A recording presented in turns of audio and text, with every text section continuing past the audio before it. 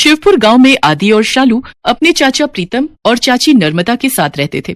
उन दोनों के माता पिता का देहांत रोड एक्सीडेंट में हो गया था। जहां प्रीतम बच्चों को बेहद प्यार करता था, तो वहीं नर्मदा उनके साथ बहुत बुरा बर्ताव करती थी।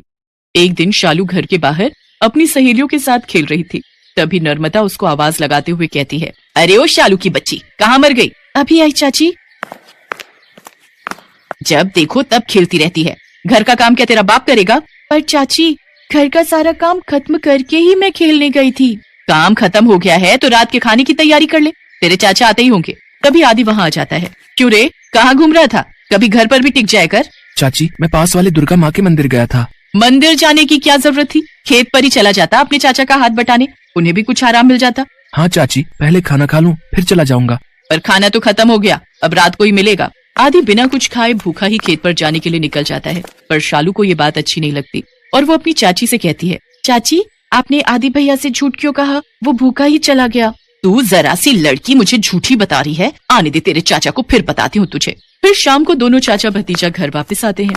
उनके आते ही नर्मदा उन दोनों के खिलाफ प्रीतम के कान भर देती है, जिससे वो उन दोनों को घर से बाहर निकाल देता है। रात को ठंड में दोनों सड़क पर चले जा रहे थे। तभी शालू कहती है, आदि भैया, अब हम क्या करेंगे? हम कहाँ जाएंगे? तू चिंता मत कर शालू, तुझे याद नहीं जब हम पर कोई भी मुसीबत पड़ती थी तो माँ क्या करती थी? मुझे तो कुछ भी याद नहीं भैया, मैं तो बहुत छोटी थी ना। आप ही बता दो, क्या कहती थी हमारी माँ? माँ हमेशा कहती थी कि माँ दुर्गा का सदा ध्यान करना चाहिए। उनकी पूजा करने वालों पर कभी कोई मुसीबत नहीं आती। चल, अब हम सीधा माँ दुर्गा के ही मंदिर चलते हैं। इतना कहकर दोनों बच्चे माँ दुर्गा के मंदिर चले जाते हैं और भूखे प्यासे रात को वहीं जमीन पर सो जाते हैं।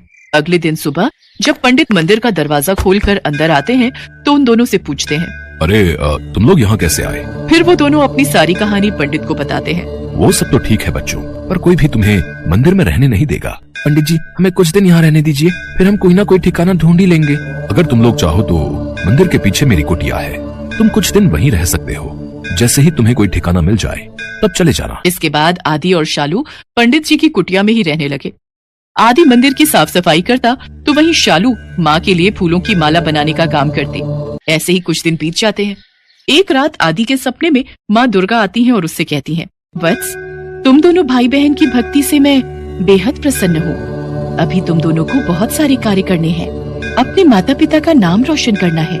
इसीलिए कल सुबह होते ही अपनी बहन को लेकर उत्तर दिशा की ओर चलते रहना, तुम्हें तुम्हारी मंजिल मिल जाएगी। आदि चौंक कर उठकर बैठ जाता है, लेकिन जैसे ही वो अपने अगल बगल देखता है तो वहाँ कोई नहीं होता। अगले दिन सुबह वो पंडित जी को सारी बात बताता है। पंडित जी ने उन्हें खाना और कुछ पैसे दे दिए। दोपहर होते होते वो दोनों चलकर काफी दूर निकल आए थे। फिर दोनों एक पेड़ के नीचे बैठकर खाना खाने लगे। तभी उनके पास एक भिखारी आता है। फिर आदि और शालू अपने खाने में से थोड़ा थोड़ा उस भिखारी को भी दे देते हैं। बच्चों, तुम दोनों ने खुद आधा पेट खाकर मुझे खाना दिया है। मेरे पास तुम्हें देने को तो कुछ नहीं है, पर आज मैं तुम्हें ऐसा मंत्र बताता हूँ जिसका जाप करके तुम जो भी काम करोगे उसमें सफलता तुम्हें जरूर मिलेगी।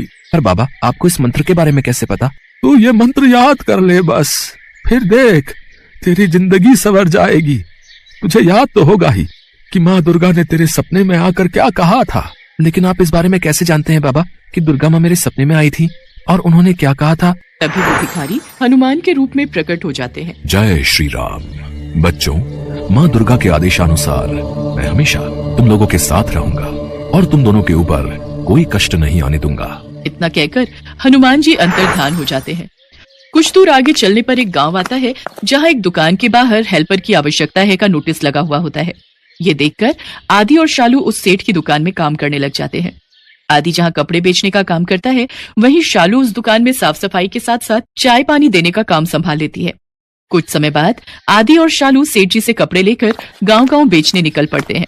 उनके कपड़े हाथों हाथ बिक जाते हैं। सारा काम अच्छे से सीखने के बाद थोड़े थोड़े पैसे जमा करके आदि और शालू खुद की कपड़ों की दुकान खोल लेते हैं और माँ दुर्गा की कृपा से उनकी दुकान दिन दुगनी रात चौगुनी तरक्की करने लगती है। दोनों भाई बहन की दुकान से होने वाली मोटी कमाई से एक बड़ा सा घर खरीद लेते हैं और उसके अंदर माँ दुर्गा का बहुत बड़ा मंदिर बनाते हैं। फिर वो दोनों सुबह शाम माँ दुर्गा की भक्ति करने लगते हैं और हर महीने माता के नाम के भंडारे करवाने लगते हैं।